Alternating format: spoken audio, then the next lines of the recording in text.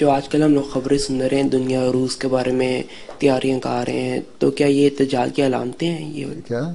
ये जो रूस की खबरें हम लोग सुन रहे हैं कि वो सीरिया में अटैक कर रहे हैं, क्या ये दज्जाल की अलामतें हैं? सवाल की रूस क्यों सारे ये कर रहे हैं? सारे ये जाल ही हैं। कौन से नेक हैं? दूसरे कौन से बड़े वलीउल्लाह हैं जो कर रहे हैं हमले?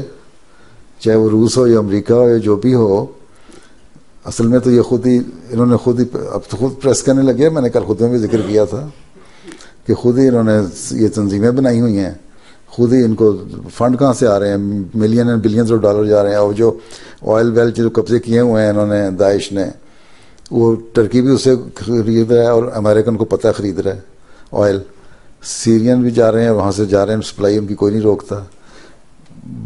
अंडर हैंड डीलिंग होती है, उनको भी पता है। बैंक ट्रांजैक्शन भी हो रही हैं मिलियंस ऑफ डॉलर्स की, उनको भी पता है। तो सब कुछ हो रहा है, ये दज्जाल ही और क्या है।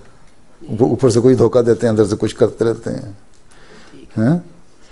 तो अब देखो कौन सा दज्जाल कामयाब होता है, उसके बाद उसकी बारी किस तरह आती है।